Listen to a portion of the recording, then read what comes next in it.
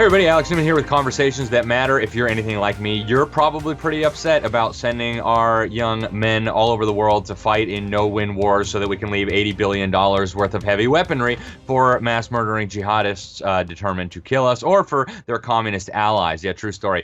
With us today is a very special guest. He was actually there, okay? This guy has authority to speak on this. His name is Dan McKnight, just incredible human being. He spent 13 years in the U.S. Marine Corps. He was in the Army, the Idaho Army National Guard. He was over in Afghanistan as part of the global war on terror from 2005 to 2007. He actually sustained a non-combat injury and then retired from service.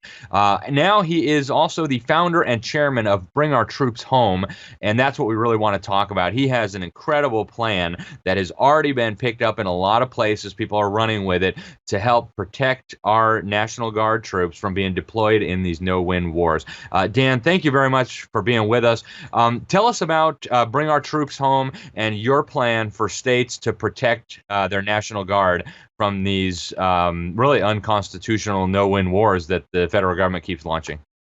You bet. Yeah, we started our organization just a couple years ago in February of 2019. And the reason we did is because my senator from the state of Idaho, Jim Risch, became the ranking member, the chairman of the Senate Committee on Foreign Relations. And I had a prior experience with Jim Risch when he was our governor of the state of Idaho, and I was deployed to Afghanistan. And we were there as National Guard troops. Nobody really wanted to take authority or control of us because we were National Guard. And so we were having a hard time getting supplies in country. And so I took a satellite phone and out of frustration, I climbed to the top of a mountain in the Pesh River Valley, and that's in northeastern Afghanistan. And I called Governor Risch and told him, hey, I need your help. You're the commander-in-chief of the Idaho National Guard, and we need supplies. And Jim Risch went to bat for us. And 48 hours later, we had the supplies we needed.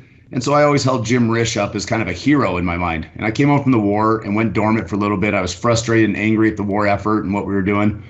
But when I heard that Jim Risch had been elevated to now Senator Risch and is now the chairman of the Senate Committee on Foreign Relations, I thought I'd reach out to him and see if old Jim Risch would do us a solid one more time.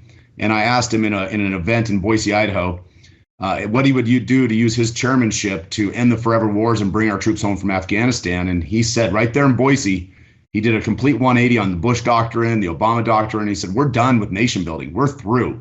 We're going to end the wars. We're going to come home. And then he went back to Washington, D.C. and voted 3 times over the next 90 days to extend the wars indefinitely. And so I started a veterans organization made up of global war on terror veterans and those that are like-minded, that are now the supermajority of veterans that think that those wars were a waste of time and effort and money and lives. And we're advocating for a change. And we've decided that Washington, D.C. is not the place we're going to make that change. We're going to do it at the state level.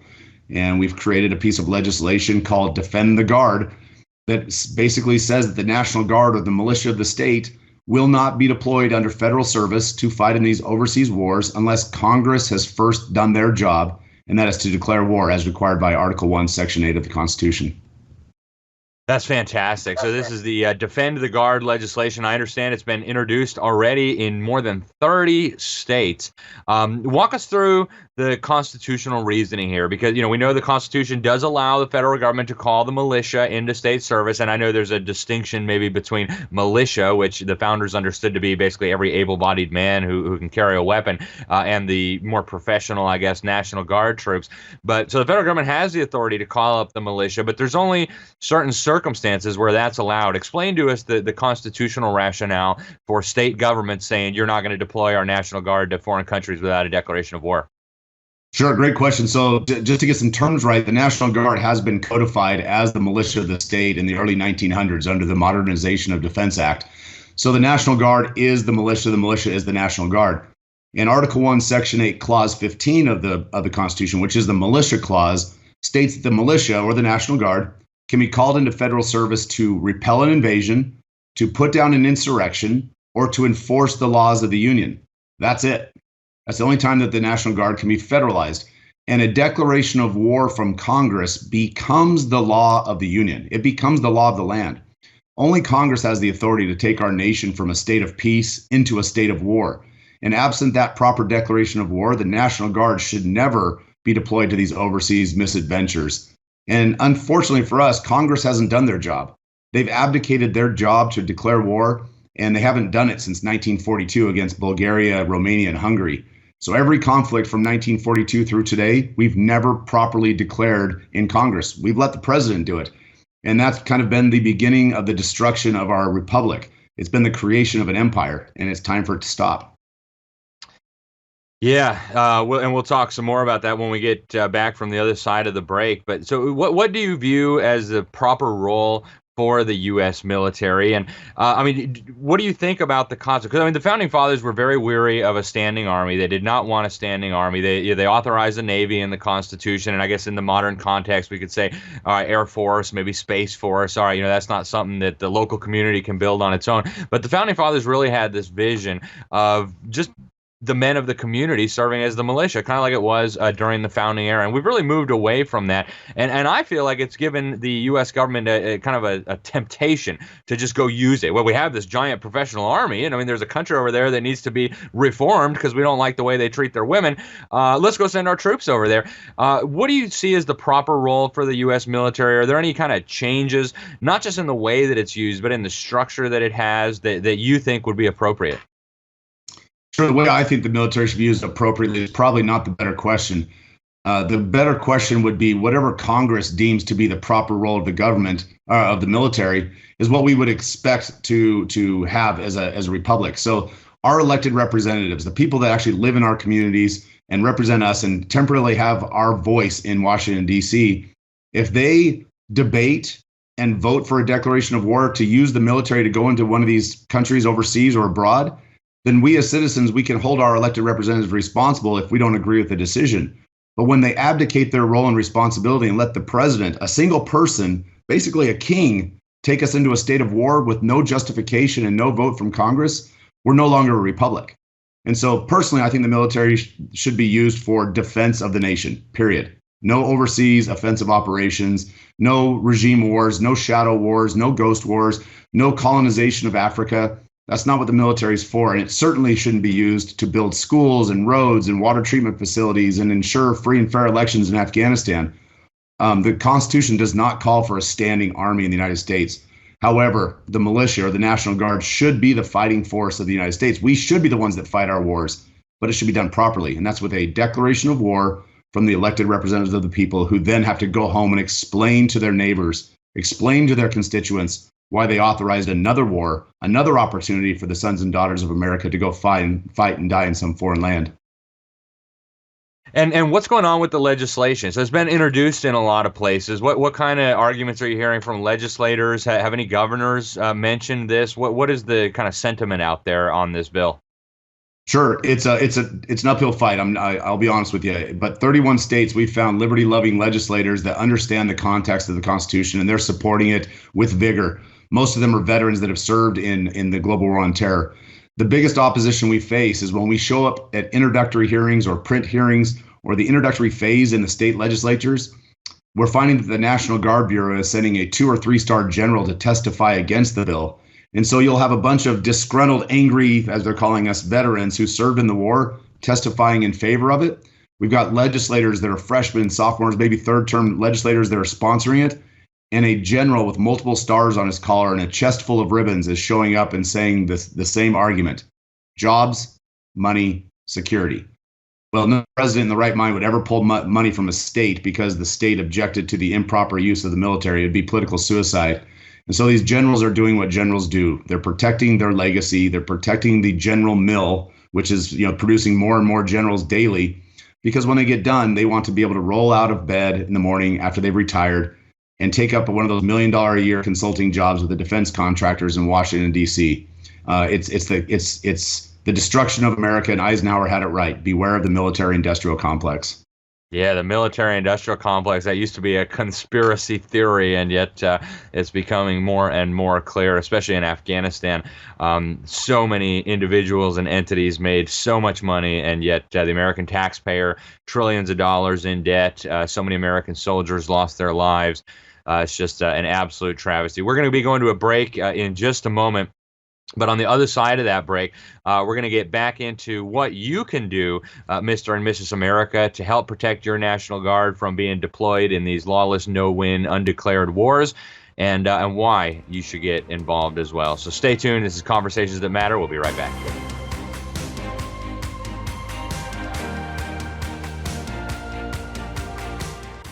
Everybody, Alex Newman here again. This is Conversations That Matter. We're still with our special guest, Dan McKnight. He is the founder and leader of Bring Our Troops Home. It's an organization dedicated to protecting our troops, to bringing them home from these unconstitutional, undeclared wars. And they're working on model legislation that they've had introduced already in 31 states, the Defend the Guard Act, that would prohibit the use of a state's National Guard in overseas combat missions unless Congress had first properly declared a war. And you've been overseas. You've been in these combat missions, Dan. Tell us why you don't think that's a good use of our military. I mean, we saw Iraq, we saw Afghanistan. Those are still fresh on everybody's minds. But before that, we had Vietnam. Before that, we had, Korea. We've had a whole bunch of these. And it seems like America never wins. What are your thoughts? Where did we go wrong here? That's a great question. In 2 years ago in December, there was the release of the bombshell report, the Afghanistan papers. And those were lessons learned done by investigating General John Sopko, where he went in and looked at Afghanistan and what were the problems and what caused us to be there for 18 years at the time, now 20 years. And I believe the same thing that John Sopko did, is that we didn't understand what we were getting into in Afghanistan. We rushed into it. We went in there with a blanket authorization of use of military force from Congress, which is not a declaration of war. They gave President Bush the blank check to go anywhere for any length of time, for any amount of money, anywhere in the world that he deemed necessary to defend American interests. Well, that's not the way it's supposed to work. And when you give that kind of blanket authorization, Congress, the representatives of the people, lose the ability to call these people before their powerful committees in the Senate and the House and make them answer questions like, why are we there? What is our mission? What is our goal? What is the end game? And so there's just literally been no oversight from Congress. We're not meant to have a country run by the military. We're meant to have a military that's run by Congress, which is controlled by the people. That's the way a republic works. And so the proper role of the military in Afghanistan should have been to go in there and avenge, obviously, 9/11. That was a proper response. The people that attacked us were all dead already, but the people that aided them and helped plan the attacks lived in Afghanistan. And we went there on October 7th. That's the start of the war. We were done and completed the mission, except for killing Osama bin Laden by February of 2002. We should have come home.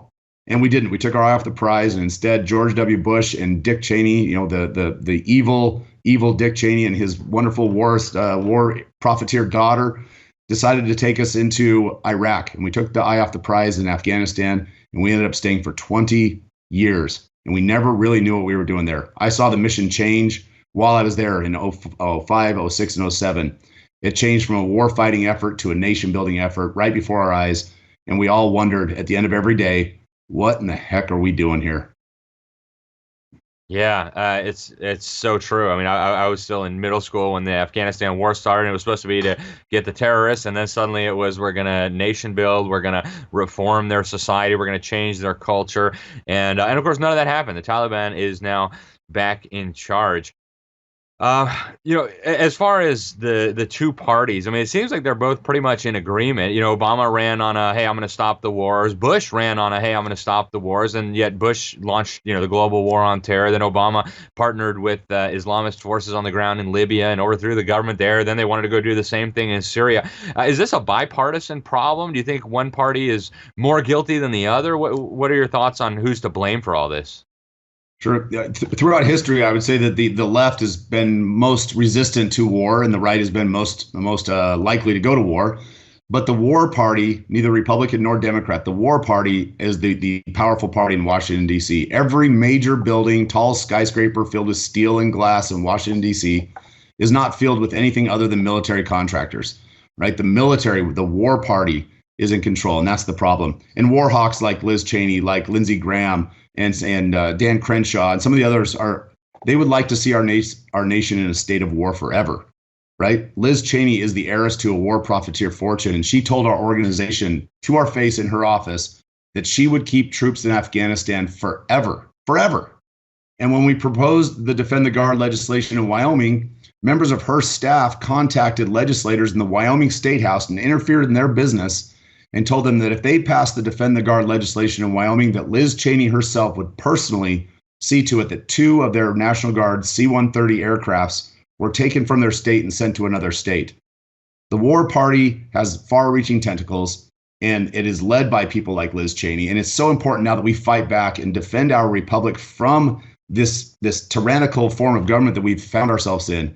And we're seeing things, our global war on terror is producing things in our country that most people can't make the connection between. The government spying on our phone calls and censoring our speech. That's a product of our wars, right? The government making unilateral dictatorial demands such as the vaccine mandate. That is a response to the way we've allowed the executive branch to take control of everything from wars on down.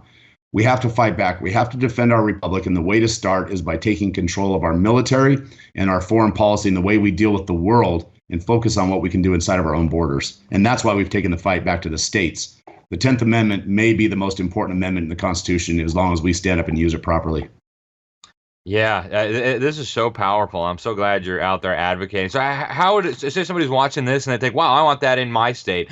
Where do they go? What steps do they take? I mean, do you have a draft resolution that they can give to their state representative or their state senator? Walk us through the process of getting a state on board with this. And what would it look like if and when it succeeds in a state and then maybe more than one?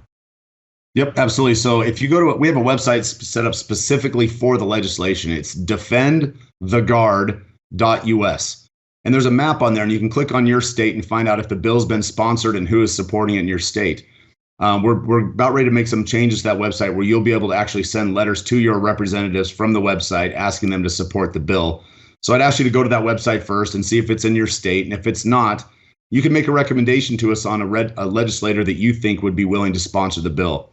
And then our organization, we do the heavy lifting. We draft the legislation. We line up veterans to come and testify before the committees in the legislature. We write op-eds and guest opinions for the local newspaper. We do call-in on radio shows in the local markets.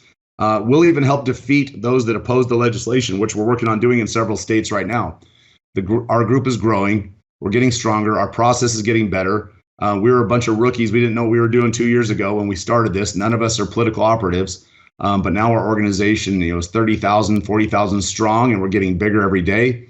And seeing what happened in Afghanistan just last week, or 10 days ago, with our commander-in-chief, the way he left Americans behind, people are fired up, and they don't want to see their neighbors, their friends, their brothers, their sons and daughters going off to fight in these misadventures ever again and being left behind by a government that just doesn't care about the bottom line. So go to defendtheguard.us if you want information about the legislation.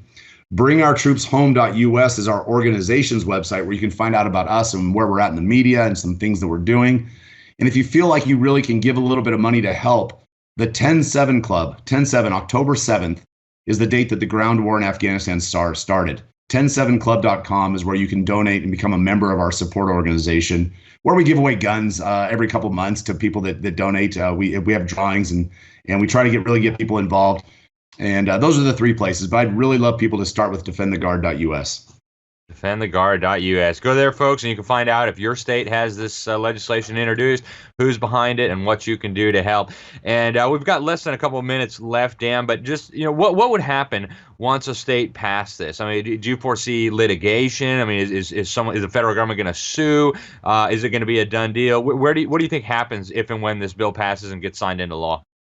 Certainly, I think the ultimate goal would be to get this bill passed in a state and then have the federal government or some other party sue the state and have it be taken up to the Supreme Court. The Supreme Court has already chimed in on this process, sort of.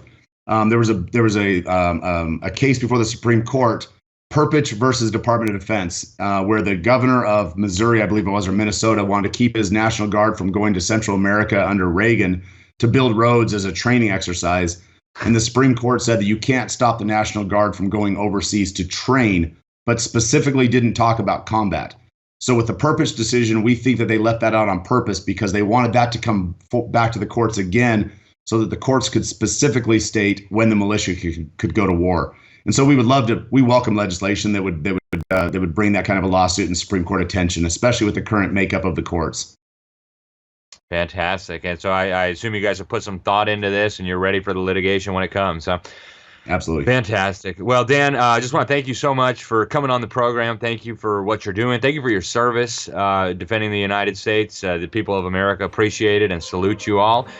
We hope we'll have you back in the near future once you guys get this passed in some places and we can give people an update. In the meantime, folks, go check out the website. It's bringourtroopshome.us, defendtheguard.us, or 107club.com. I'm Alex Newman. This is Conversations That Matter. Until next time, God bless you all.